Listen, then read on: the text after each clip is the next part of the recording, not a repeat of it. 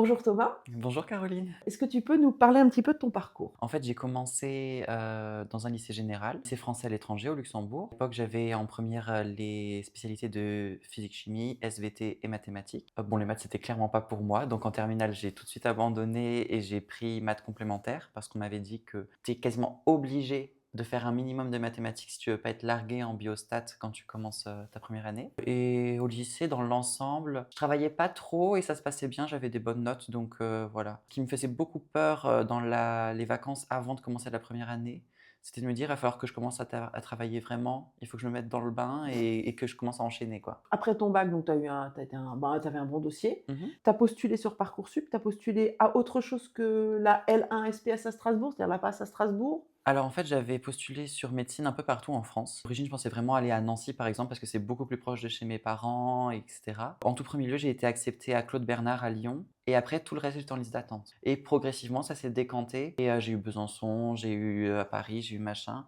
Moi, je voulais toujours rester quand même vraiment proche de mes parents parce que j'avais assez peur de la première année. J'ai jamais eu de Nancy. Tous les gens de ma promo au lycée français à l'étranger, on n'a jamais eu Nancy. Mmh. Bon, on a entendu des choses après, c'est pas très important, mais voilà. En revanche, à Strasbourg, les différents parcours ont commencé à tomber. Je faisais un peu en fonction de ce qui me branchait le plus et vu que j'adorais la SVT au lycée, dès que j'ai eu sciences de la vie, et c'est pas le premier que j'ai eu, j'ai bloqué SDV et puis après les autres qui sont arrivés après, je les ai enlevés aussi. Donc finalement, tu voulais faire une première année de santé, une passe, enfin ça s'appelle SPS à Mmh. Strasbourg, avec une mineure sciences de la vie, c'est ce que tu as obtenu. Quand tu as obtenu ça, tu t'es dit: «C'est bon, Absolument et j'y vais». après j'ai dit: «Je valide ça et tout le reste, j'oublie». Tu rentres en première année, j'imagine que ça n'a pas été tout très simple? En fait, c'est une année qui est très dense, où vous allez être en compétition avec des tas et des tas de gens différents. Il faut trouver votre technique de travail, il faut trouver votre hygiène de vie, il faut réussir à pas se laisser surmener et à toujours continuer à travailler régulièrement, sans en donner trop parce que sinon, au bout d'un moment, vous vous laissez bouffer par, vos études et c'est pas vraiment le Mmh. but non plus Tu je et je précise que tu as fini grand admis. oui, oui, oui Donc tu as et brillamment réussi et tu as tout de suite eu ce que tu voulais. Est-ce que tu as été marqué par cette année? alors je pense que c'est quand même une année qui marque beaucoup parce que, OK, j'étais grand admis à la fin, mais durant toute l'année, il y a eu des hauts et des bas, il y a eu plein de moments où je me suis dit: «Mais c'est mort quoi», «Je vais faire l'oral et l'oral ça va mal se passer» et cetera et jusqu'à la veille des résultats, j'étais pas sûr de moi, j'étais pas du tout Mmh. sûr d'être grand admis, franchement, j'en avais aucune idée. Tu regardes un peu tes notes et tu te dis: «Mes notes, elles sont pas mal, je devrais pouvoir réussir», mais tu ne sais pas quelles sont les notes des autres et c'est toujours par rapport aux autres que se font les Mmh. classements. Donc c'est un peu ça le stress. Ah oui et le petit message, c'est que j'avais pas validé, mon UE de mathématiques, de biostat au premier semestre et du coup, à tous les étudiants qui sont en première année et qui ont pas validé une UE, c'est pas grave, il faut continuer à travailler parce que, il y a pas de raison que ça se passe pas. C'est finalement avoir rebondi après le premier semestre en plutôt que de baisser les bras, de te dire: «J'y vais quoi. Ouais. Je continue à foncer». Et globalement, le deuxième semestre était plus intéressant pour moi et aussi, d'un point de vue de l'organisation, je faisais beaucoup plus de pauses. Je m'écoutais beaucoup plus qu'au premier et donc ça a très bien roulé. Finalement, par rapport aux témoignages de beaucoup d'étudiants, j'ai l'impression que ta première année t'a pas marquée au fer rouge comme d'autres. En fait, je l'ai plutôt bien vécu. Je Mmh. garde toujours ça comme une espèce d'aventure humaine parce que, avec toutes les personnes que j'ai Mmh. pu rencontrer et cetera, ça laisse des amitiés que tu garderas toute ta vie ou des connaissances qui t'ont marqué et dont tu te souviendras toujours et je sais que c'était une année super dense et tout et par rapport à mes années d'études avant où je travaillais quasiment pas et j'avais toujours de bonnes notes, là, c'était quand même un gros défi mais globalement, parce que j'avais un bon accompagnement, parce que ma famille était là pour moi, parce que mes amis étaient là pour moi, je l'ai très bien vécu comparé à d'autres personnes. Donc finalement après, donc réussite de la première année, arrive le premier stage, le stage obligatoire, le stage Ouais. infirmier et puis les stages qui suivent. Je crois que tu as très rapidement été confronté à la mort. Est-ce que tu peux nous parler un petit peu de cette confrontation finalement à la fin de vie? Qu'est-ce que tu fais de cette expérience aujourd'hui? Alors en fait, en stage infirmier, j'avais par exemple des jours où je venais pas, les week-ends ou quoi, tu as des jours de repos et donc je pars le vendredi soir, j'arrive le lundi matin, il y avait une dame qui avait été odieuse avec tout le monde le vendredi. Juste moi en fin de journée, je vais la voir pour la première fois de la journée, elle me dit: «Ah je vous souhaite de réussir, ça va bien se passer et tout» et elle était adorable avec moi alors qu'elle avait été horrible avec tous les autres. Lundi matin, j'arrive et j'apprends qu'elle est décédée. Donc déjà ça se passe quand tu n'es pas là, donc c'est un peu distant, ça fait toujours un pincement au cœur, mais tu es jamais vraiment, directement dans l'action ou quoi que ce soit. Et la même journée, en fait, une dame qui est arrivée durant le week-end et qui a pris, le lit de cette patiente décédée, et ben, elle est décédée également.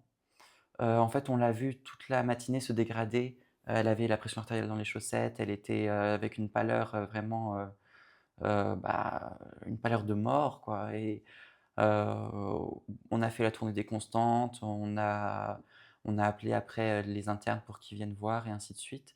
Et pendant la pause, on a la médecin qui a débarqué et qui a dit, «Ah bah madame machin, elle est partie». Alors du coup, on a quand même une infirmière qui a demandé: «Mais partie où?»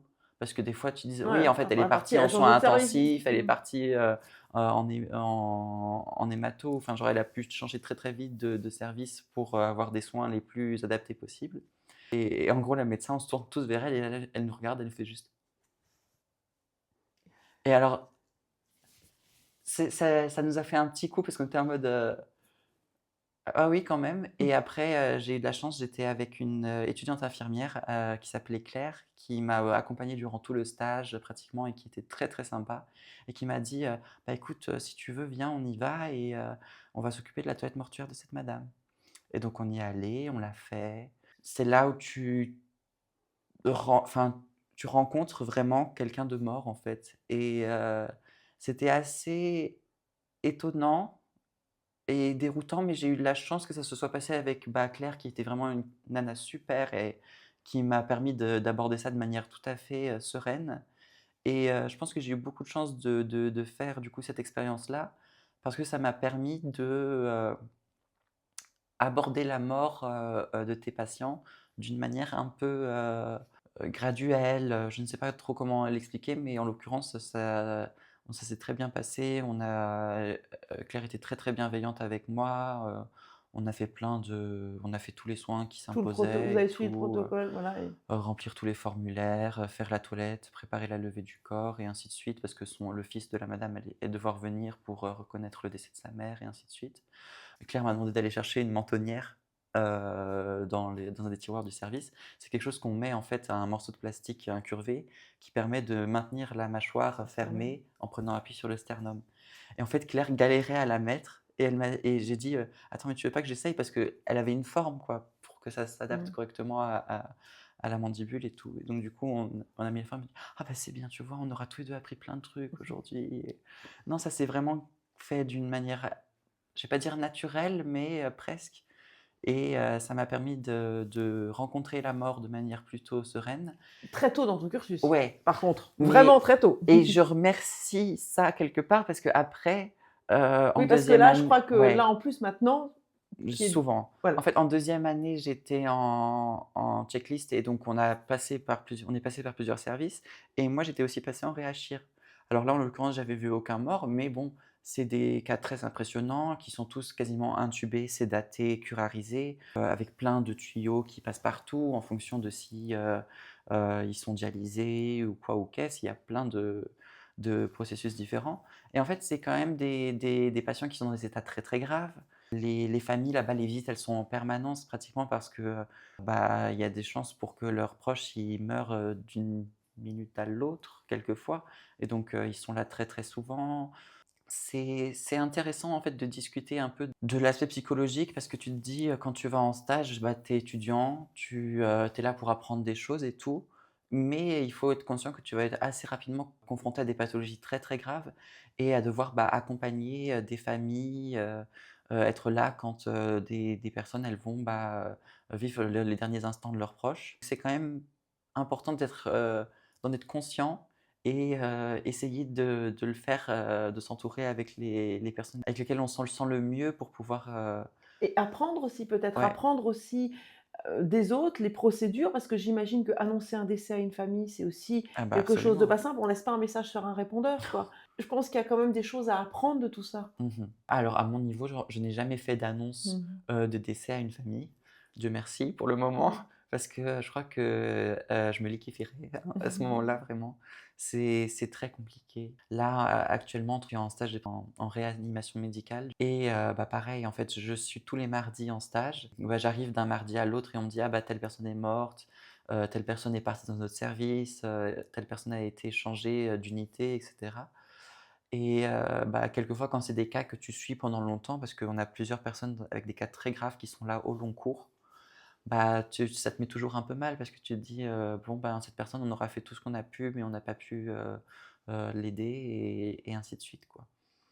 Et c'est d'autant plus important, je pense, parce que ça te permet aussi de réfléchir, à tout ce qui est, directive anticipée, acharnement thérapeutique. Où est-ce que tu poses la limite, en fait, de dire, «Là, si on continue les soins, on va faire plus de mal à notre patient qu'autre chose» et c'est plein de choses auxquelles il faut réfléchir et qui s'abordent, graduellement en stage. Et je pense qu'il faut, autant que faire se peut, le faire dans un environnement le plus serein possible pour que, tout le monde puisse, trouver, sa manière d'aborder, De ces thématiques qui sont quand même très graves et très fortes, quoi. Est-ce que tu penses que ces différentes expériences t'ont endurci ou professionnalisé? Ou les 2? Alors probablement un peu des 2. En fait, je ne sais pas trop dire. Je sais que des fois, quand je rentre à la maison le week-end, bah, je suis en voiture avec papa et il me demande comment s'est passée ma semaine et du coup, souvent, vu qu'en ce moment, bah, là où j'ai le plus de choses à raconter, c'est en stage et donc je lui raconte mes journées en stage et tout. Alors je lui raconte des cas, hein, évidemment, en respect total du secret médical et tout. Et je lui dis: «Bah, il y a madame X, il s'est passé ça, madame Y, monsieur, B» ou que sais-je. Et en fait, des fois, ça c'est arrivé plusieurs fois qu'il m'interrompt, il me dit: «Mais, et toi, ça va?» Parce qu'il était et en fait, je sais pas si je suis conscient que, bah, pour la plupart des gens, c'est presque, fou un peu de se dire que tu as 20 ans et tu vas côtoyer à plein de moments, bah, des pathologies très, très graves, des fins de vie, des soins palliatifs, des morts. Et ouais, pour le coup, je pense parce que j'ai appris, dans des bonnes dispositions quand j'étais en stage infirmier. Peut-être que maintenant je vais pas dire vacciné, contre ce genre d'angoisse. En tout cas, ça se passe plutôt bien et j'arrive toujours à être très empathique avec mon patient tant qu'il est, là, tant qu'il est en vie et à faire tout notre possible pour que ça se passe au mieux pour lui. En revanche, une fois que la personne est décédée, je ne dirais pas qu'on se blinde, mais on essaye de prendre du recul. Quelquefois aussi de se dire: «Peut-être que c'était mieux ainsi», il y a plein de manières de réfléchir et qui te permettent de ouais, de vraiment prendre du recul et pas te laisser bouffer par ça. Parce qu'en fait, sinon, Ouais, je c'est pense que vrai. tu t'effondres. Tu peux pas après, enchaîner, tes stages, enchaîner tes années de médecine à t'effondrer à chaque fois que tu frôles, la mort d'un patient ou que tu la connais littéralement. Merci Thomas, en tout cas, c'est très intéressant. Merci d'avoir, livré ces impressions très personnelles, de nous avoir éclairés sur l'approche de la mort en tant qu'étudiant, très jeune étudiant. Parce que je pense que des futurs étudiants en passe ou en LAS ou même ceux qui sont actuellement en première année, forcément à un moment s'interrogent sur ce sujet. Bah, je pense que ça vient relativement assez tôt Ouais. et je pense qu'il y a c'est quand même une certaine angoisse vis-à-vis de ça, dans le sens où j'ai aussi, des membres de ma famille, qui en fait, j'ai quelqu'un dans ma famille qui est, juge et elle a déjà eu des questions de la part d'un jeune interne qui lui disait: «Mais en fait, j'ai peur, quoi. J'ai peur parce que je vais devoir faire des choix de vie ou de mort vis-à-vis de certains patients. Je vais devoir travailler avec tout ça» et je pense qu'il avait, à ce moment-là, en tout cas, pas forcément eu l'accompagnement et les expériences, suffisantes, de vraiment cette thématique-là Mmh. pour l'aborder, sereinement et je pense que c'est vraiment un vecteur quand même de stress et de peur, quoi. Bah, sûrement. Merci beaucoup. Merci de m'avoir reçu en tout cas.